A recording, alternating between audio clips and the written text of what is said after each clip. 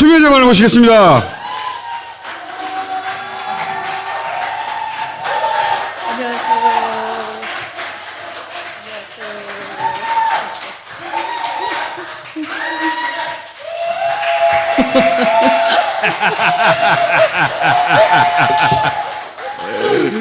200명쯤 앉아 계시는 거. 그러니까 6명인데 200명 같죠? 네. 이번 대선 경선의 최종 후보는 이재명이지만 네. 최대 수혜자는 추미애입니다. 표를 안 준 분들이 꼭 저렇게 말씀을 하세요. 추미애 재발견. 네. 20년 이상 정치를 했는데 네. 오, 추미애가 이렇게 유쾌하고 네. 촌철살인이고 똑똑하고 추미애 장관님이 출마한다고 할 때 네. 다들 말렸잖아요. 그때 꼭 나가야 한다고 했던 사람 누구?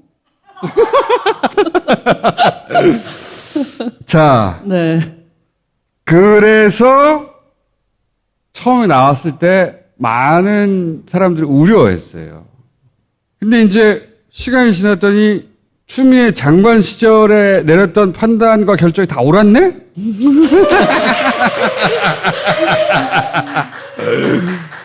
이게 행정법원 판단이 네. 좀 빨랐더라면 제가 1등 했을지 어떻게 합니까? 이게 정치 공작이야. 판결 늦게 하도록. 이재명 후보 쪽에. 그 판결도 나왔을 네. 뿐만 아니라 고발 사주도 실체가 나왔잖아요. 네.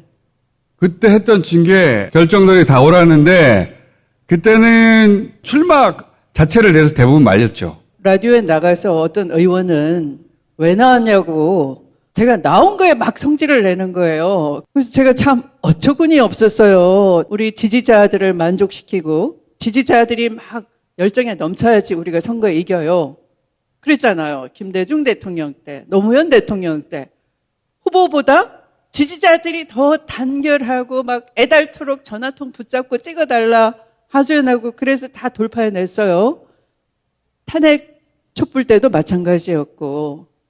그래서 제가 출마 선언에 다시 깃발, 다시 평화, 다시 하나 이렇게 출마 선언을 했음에도 불구하고 그냥 이재명 때문에 나왔다고 막 덮어 씌워놓은 것이 어떤 후보 쪽 의원의 라디오에서의 그 인터뷰였어요. 아, 참 기가 차다. 장관님 뒤끝 좀 있으셔. 네. 있어요. 추미애 정치 인생 20여 년 중에 가장 기쁜 2달 아니었습니까? 그렇죠. 추미애 캠프가 정말 대단했어요. 추미애 캠프는 네. 다른 후보들의 캠프하고 달랐어요. 완전히 자발적인 자원봉사자들이 줄선 의원도 없고 도와준 의원도 없죠. 이렇게 물어서 아무도 없고 캠프도 없습니다. 이랬더니 이분들이 화가 난 거예요. 우리 시민들이 있지 않느냐고 사무실도 갑자기 얻어졌기 때문에 냉방장치도 주말에 다 꺼지고 없어요. 그런데 실내 온도가 거의 사막 정도 한 50도가 넘는 데를 이분들이 그냥 밤늦게 또 나와가지고 장관님 구라 많이 늘었네. 우리나라에 50도가 넘는 데가 어딨어? 실내 온도, 복사열에 갇힌 실내 온도, 우리나라에 없는 온도, 시민 캠프에 있는 온도. 사람 많이 변했어.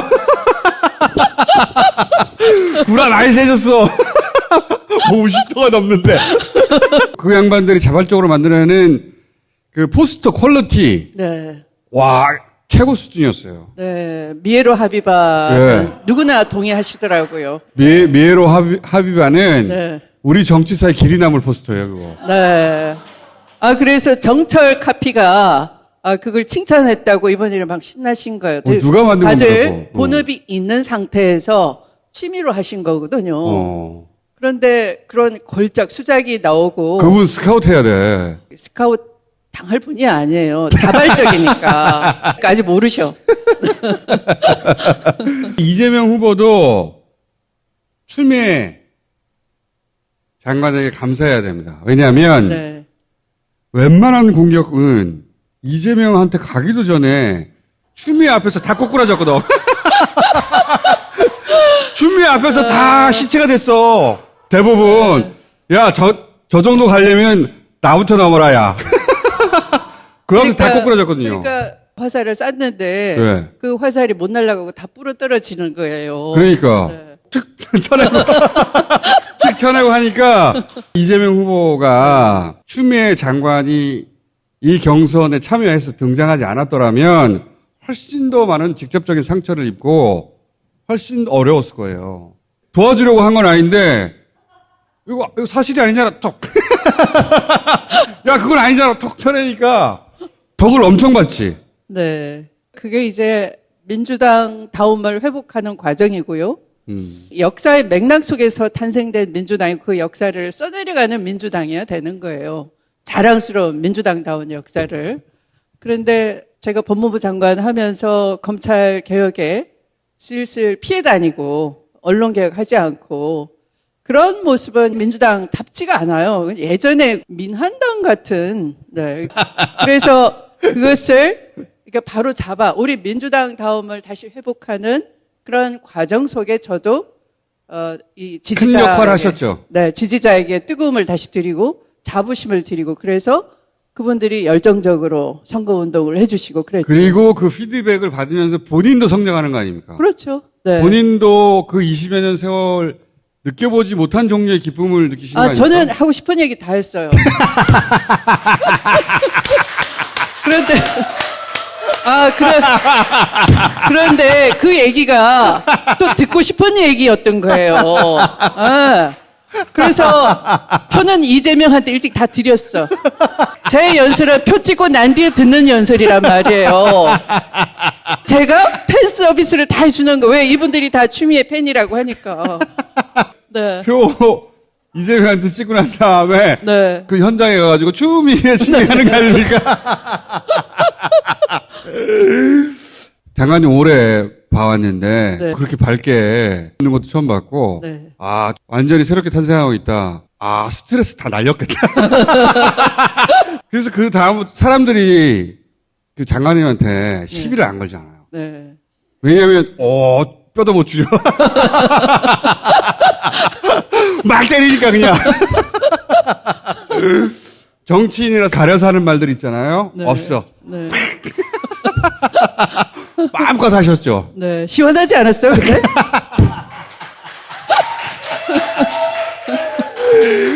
어떤 프로그램 진행자가 이제 소화가 안 되는 더부룩함이 있었는데 추미애 소화제를 발견했대요.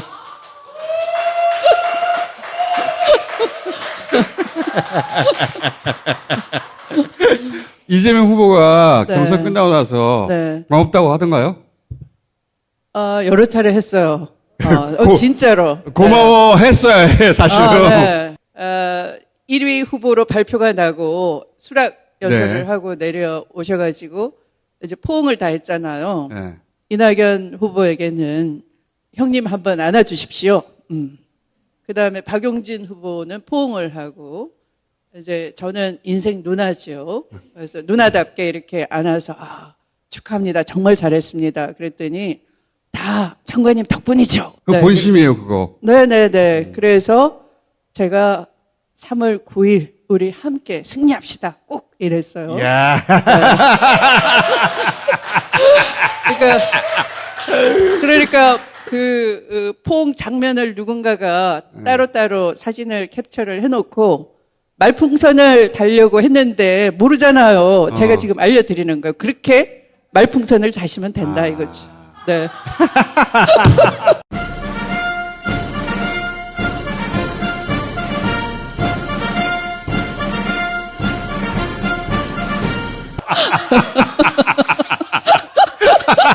요즘 네티즌이야, 네티즌.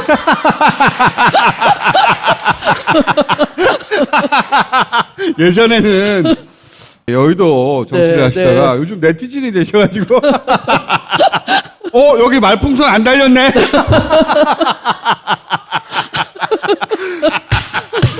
장관님 어차피 지금 의원도 아니잖아요. 아무것도 아니에요. 그러니까 네. 딴지 게시판 가입하셔가지고 글 쓰세요. 취미 얘기 나오는데 네. 뭐 잘못된 얘기가 나가면 네. 저 추미애인데요. 아니, 다 기다리고 계시더라고요. 선거 끝나고 나오니까 제가 1등도 아닌데 막 1등 후보 같아요. 난리도 아니에요. 다른 사람은 집에 가는데. 막 춤을 추고 난리예요. 그리고 이제 헤어졌는데 다들 아직 정상 복귀가 안 되고 있어. 네. 장관님도 마찬가지 같은데. 아직. 그런 지지층을 가진다는 게 네. 정치인한테는 축복이거든요. 네. 평생 정치를 해도 그런 지지층을 가진 정치인은 극히 드물어요. 네. 서른 의원하고 이재명 지사하고 포옹도 했어요, 이미. 네. 언론에서 그거 크게 보도 안 해주더라고. 뒤끝이 없어요. 내가 언제 그랬어? 그런데 걱정들은 하잖아요, 지지자들이. 네. 야, 이거 제대로 원팀이 되겠나. 네. 아, 이미 원팀이에요, 사실은. 설훈 의원님 철이 조금 부족하세요. 제가 당대표 할 때 그 탄핵 국면에서 영수회담 제의를 했어요. 근데 그쪽에서 그랬죠. 받아들였어요. 예. 근데 그쪽에서 또 영수회담을 흘려버려가지고 이걸 오해한 민주당 쪽에서 난리가 났는데 제일 먼저 설훈 의원이 당대표 탄핵합시다! 이러는 거예요. 그때 욕 많이 드셨지. 그때 네. 추미애 대표 지지한 사람 누구? 김자, 어자, 준. 네네. 제가 의총에서 개별적으로 거중내각 이런 거 협상하지 마라. 이건 대통령이 물러나지 않으면 답이 없는 거다.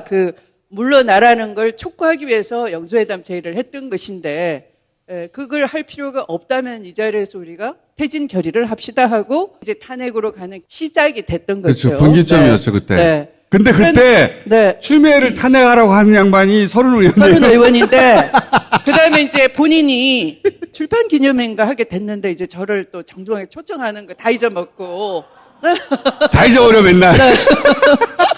그래서 제가 갔더니 대표님 오셨냐고 제 앞에 이제 저쪽 후보가 결정돼 후에 한번 보세요. 네. 서른 의원이 어떻게 하는지. 맨 앞에서 이재명 후보를 엄호해 줄 거예요. 맞아요. 그게 어제 경기도 국감에서 해결이 된 거예요. 행안위 국감에서 한 방에 있지 않을까 했는데 아무것도 없어. 아무것도 없고 다 해명이 됐거든요. 실질적으로 원팀은 됐다라고 봐요. 아니 국민의힘에서 네, 민주당 지지층은 결집하라고 해준 것 같아요. 네, 그렇죠. 네, 민주당 지지층이 원팀 빨리 안 될 건가 보다. 네. 주춤하고 있을 때 결집의 계기를 만들어서 하면 안 되는 짓을 했어요, 그쪽에서.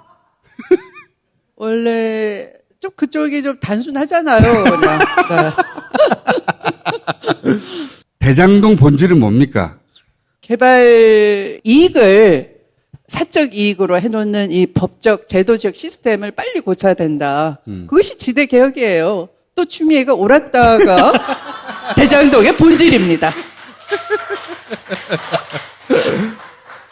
자, 고발 사진은 네. 녹취도 나와버렸고, 네. 손중성 보냄도 확인이 됐고, 네. 김웅은 이 윤석열 총장과는 가까워 본 적이 없는 검사였던 것이요. 네. 그런데 김웅의 입에서 계속 주의를 주는 게 내가 등장하면은 윤석열 총장이 시키게 된다. 시킨 것이 우려가 된다는 얘기를 해요. 윤석열 시킨 것이 된다가 가장 찝찝했던 거예요. 그렇게 누가 봤을 봐도 때. 그렇게 보일 테니까. 네네. 또 선거가 4월 15일 날 있었죠. 네. 4월 14일 날 중앙일보에서 친검 기자가 이런 기사를 써요. 검언 유착 의혹 보도. 채널A 사건. MBC의 채널A 검언 유착 의혹 보도 심표하고 정언 유착 비화 조짐 이렇게 프레임을 전환하는 아주 유명한 친검 기자예요. 그런데 그 소제목으로 이동재 기자왈 그 목소리는 한동훈의 목소리가 아니라고 한다. MBC 보도로 들통이 나니까 이걸 무마하기 위한 여러 가지 작전을 짜는데 한동훈이라고 내가 둘러댔는데 실은 한동훈이 아니고 내가 꾸민 것이야 라고 양심선언을 이동재가 한다. 그것이 반박 아이디어예요. 그런데 채널A 진상조사 보고서에 의하면 위에 있는 법조팀장이 말려가지고 그거 너무 위험해 해서 안 한 걸로 나오는데 원래 그게 아이디어였거든요. 네. 그런데 그게 실행이 되지 않았어요. 자기들끼리는 그런 모의를 했고 그것이 공유가 됐던 거예요. 그 모의한 사람들이 김웅이 말하는 저희가 고발장을 보내겠습니다. 그 저희가라는 주어와 동일하다라고 보면 될 것 같아요. 거기에 윤석열 총장이 관여 정도는 모르지만 관여 안 했다라는 건 말이 안 된다라는 거예요. 그러니까 4월 29일 날 서울지검 수사팀이 MBC도 갑자기 압수수색 영장을 청구해요. 채널A 본사를 영장 청구하는 건 범죄 장소니까 너무 당연한 건데 이 제보자 X의 폭로를 보도한 MBC에 대해서는 상을 줘야 되는데 압수수색을 동시에 청구하니까 언론단체가 막 난리가 난 거죠. 그래서 법원이 영장을 기각해버려서 그게 말이 안 되니까 그러니까 막 경로를 했다는 거예요. 그렇게 모의하고 가담하지 않았으면 화를 낼 이유가 없는 거잖아요. 아, 니들이 그렇게 짰어? 왜 그렇게 짰어? 그봐 법원이 아니래잖아. 나한테 얘기했으면 내가 그런 건 승인을 안 했지. 이렇게 하는 게 똑바른 그 머리에 박힌 그 지휘 감독권자 총장의 합당한 자세인데 이게 아니고 대노를 했다는 것은 뭐예요? 자기가 그렇게 관여를 했다 하는 거예요. 네, 좀 길었어요.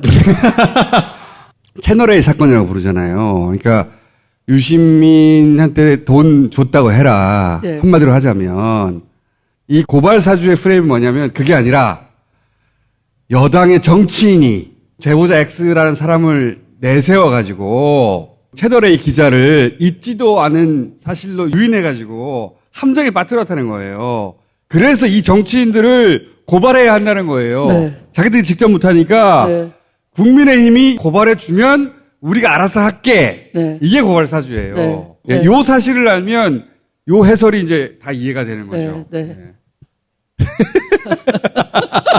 사람들이 고발 사주의 내용을 몰라요. 네.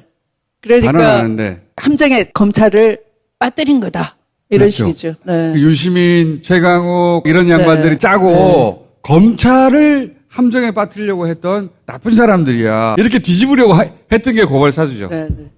자, 대선 캠프가 만들어질 거 아닙니까? 네. 뭘 하시고 싶으십니까? 중도층이라는 게 뭐 진보와 보수의 틈바구니에 있다 이렇게 생각하는데 그게 아니고요. 20, 30대는 정치가 희망을 안 주면 정치를 좋아할 수가 없는 거 아니에요. 그럼 우리가 이들한테 접근할 수 있는 정책들을 꺼내고 사회 구조를 바꿔주려고 하는 노력을 해야 되는데 그것이 결국 정치 생산성, 정치 효능감인데 그거 없이 막연히 이념 프레임에 갇혀서 좌우의 중도라고만 고정관념이 있는 거예요. 그런 중도관념은 586 세대들 머릿속에 있는 관념적인 것이고 20, 30대가 바라는 것은 우리 사회가 땀 흘린 만큼 내가 노력한 만큼 보상이 주어지는 그런 사회, 내가 잉여인간이 아닌 사회, 이런 사회거든요. 그걸 해줄 수 있는 세력이 바로 이 세력이고 그 실력을 보여줘야 되는 거예요. 그게 바로 개혁인 거예요. 좌우의 이념 속에서 이념 프레임에 스스로 자빠져가지고 정치 효능감을 보여주지 못하는 민주당을 자꾸 깨우쳐야 된다. 그래야지만 이번 대선도 이긴다라는 거예요. 그래서 그것을 구체적으로 말해주고 싶은 그런 무대를 갖고 싶어요. 그런 무대를. 네. 전국을 돌아다니고 싶으시구나. 아니, 그거는 앉아서도 할 수 있죠. 알겠습니다. 네. 조만간 다 정리가 될 테니까 그때 다시 모시기로 하겠습니다. 감사합니다. 네, 감사합니다. 네.